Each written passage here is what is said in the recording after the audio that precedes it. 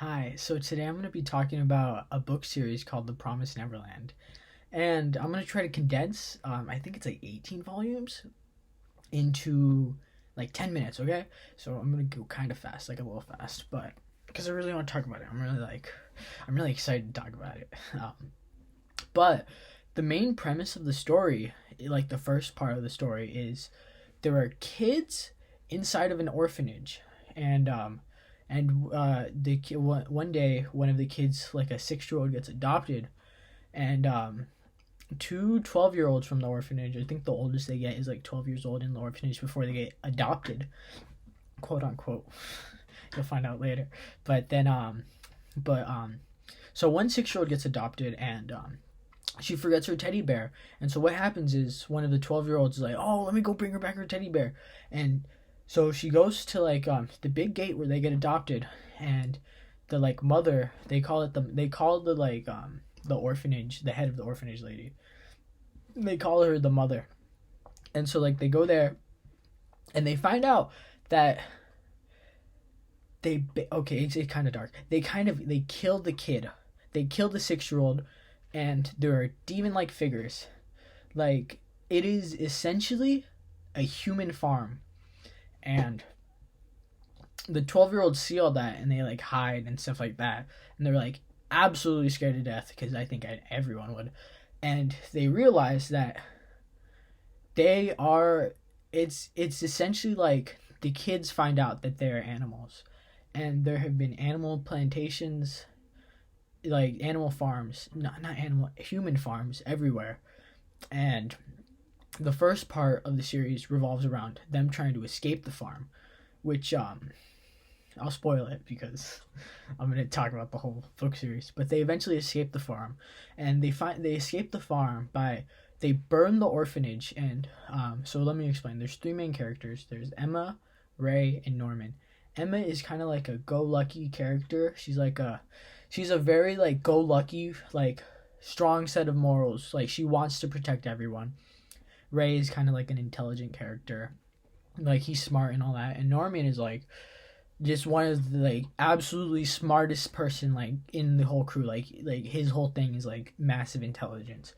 But what's it called? So what happens is, on the farm they try to escape. They're thinking of escape plans, and they're like basically they practice escaping by playing tag and like running and stuff like that, because they know that they're gonna get like hunted like once they get out and stuff like that. So what happens is whatchamacallit. So they try to escape and all that. They burn down the orphanage. They find out there's tracking devices in their ears. So what Emma does is probably one of the best parts of the series, is well, like one of the like kind of emotional parts, because it shows like how much she like cares. So so Emma basically cuts off her ear to escape. And everyone else, what's it called? Everyone else, like, they have tracking device in their ear. And what Ray is able to do, Ray is able to like, he was able to create like a taser like thing to like disable the hearing device. But Emma had to essentially like, Emma had to cut off her ear to like leave it there, so the mom, because the mom could like surveil them. And what Emma did, she basically cut off her ear and all that, while Ray like got all the other kids, or like 20 kids, and he used the taser thing. And so they get off the farm. So what happens is, like, right before they get out, like before the big escape, Norman gets what's it called? Norman gets adopted, and everyone's super sad, but they're like, we have to go through with this to like protect everyone else. And Emma's super sad. Everyone's like really depressed. And so they leave the farm. So they're gone from the farm, and now they're in a world. It's essentially like a demon world. There's a human world and there's a demon world, and so they're running away from the demons that are trying to hunt them to go back to the farm, because apparently the kids are like special grade meat. It's I hate to compare it like this, but the kids are kind of like wagyu beef, and the demons want the like good beef. And so what's it called? They're being hunted basically. And they try to go to these special coordinates that they found in like these special books by like William Minerva. And So what happens is they're trying to go to these special coordinates while they're being hunted, and then while they're being hunted, they get saved by two demons that are like, they're friendly, they have human speech and all that. They're friendly. They were like friendly, and they're like, wow, why are you friendly? Don't you want to eat us? And they get saved by them, and then once they get saved by them and all that, they're like, okay, we're gonna finally go to the coordinates. They go to the coordinates like that they were supposed to go to, the special coordinates, and they find out that there is an underground bunker that William Nerva built for the kids to specifically go to. And in the underground bunker there is one adult. There's one adult, and his name is Hugo. And in the bunker, Hugo's basically in the same situation as Emma and all of them, but every single one of his friends died because what's it called? So Hugo was in the bunker with all his friends, and all his friends, the next step was to go to Goldie Pond, because there was seemingly an elevator, or like there was a route to escape from Goldie Pond, Goldie Pond is like the name of like a special place.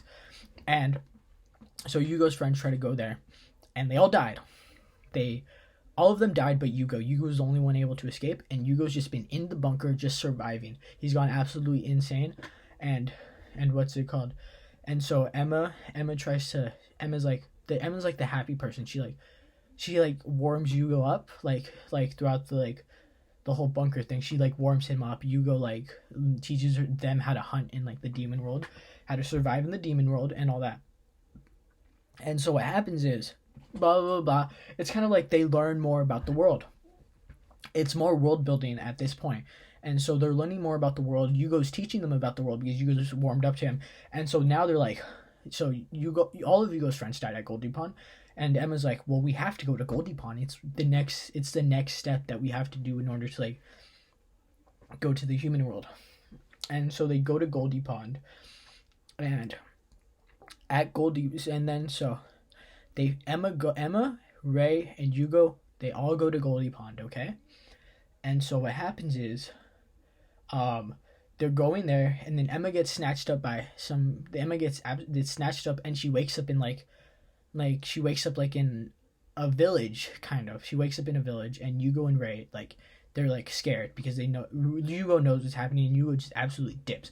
And Emma wakes up in a village, and turns out Goldie Pond got subjugated by these demons who hunt the humans, because the whole thing was demons used to hunt humans and humans used to hunt demons. Like, it was like a back and forth like throughout the whole world. That is how the world was. But now there was a pact that made it so that instead of demons hunting humans, demons get humans from farms to live, because this is they introduce this later in the story. But demons, what the demons need to eat humans to sustain like human forms, if that makes sense.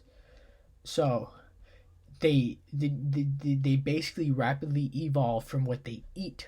So they eat humans to sustain intelligence, or if they don't sustain. They don't eat humans. They don't sustain intelligence. But there are these demons, basically the royal bloodline of demons. The pact was so that they don't hunt humans. But these demons are like, oh, we're gonna hunt humans because it's so much fun. And Goldie Pond is essentially like an arc where they're like, oh, we're gonna hunt where we hunt humans and stuff like that. And Emma meets up with Lucas, which was one of Hugo's friends, and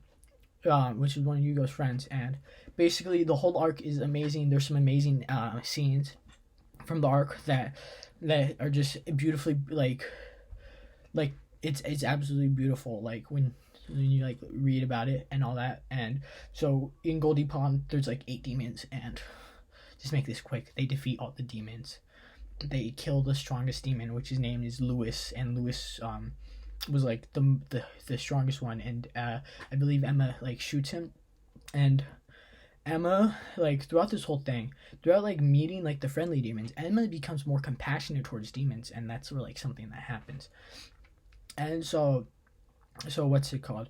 So basically, so Goldie Pond is done. They killed all those demons, and then so they come back, and then now when they're at the bunker, they're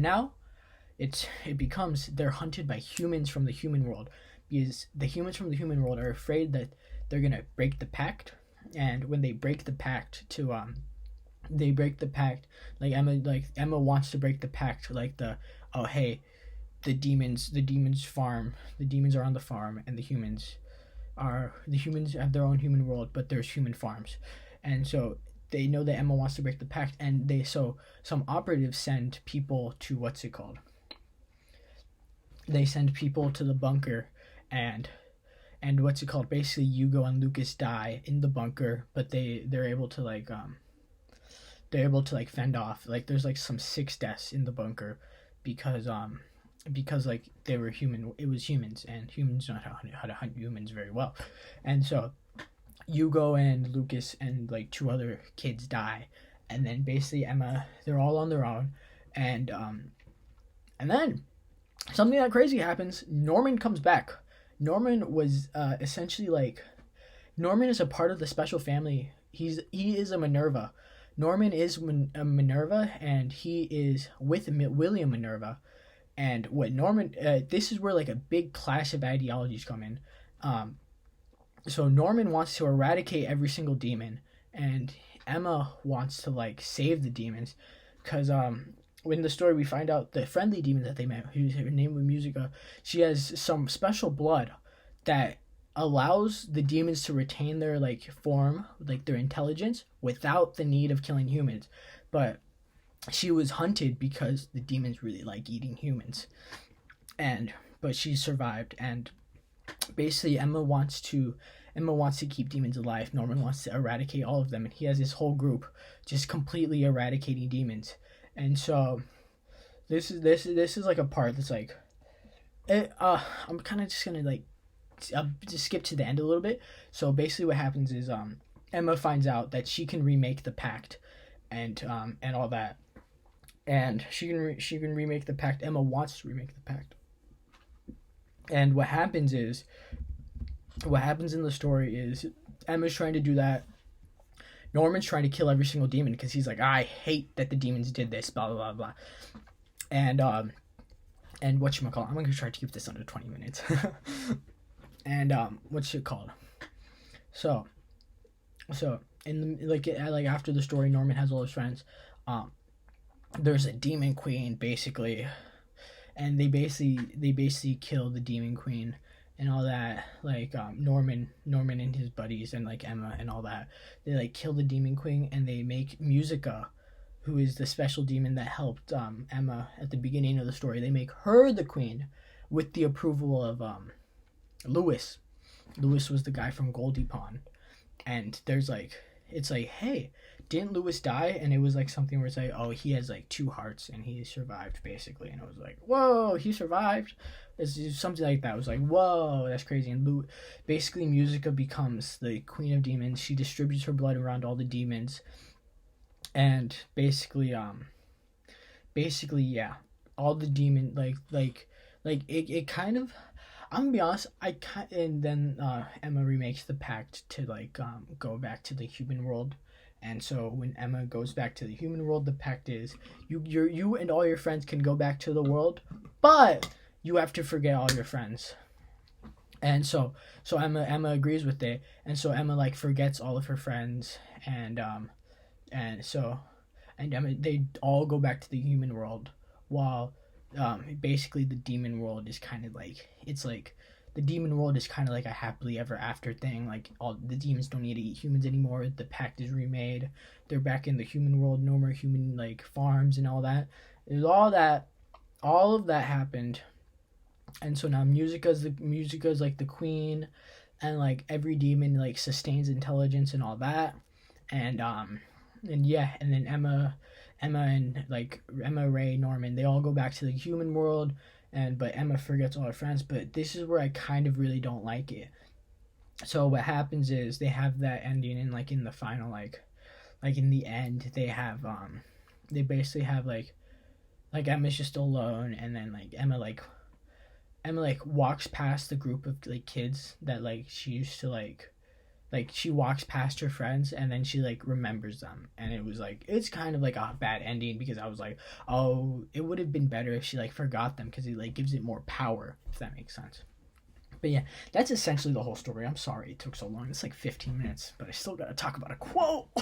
I'm sorry, Miss Wade.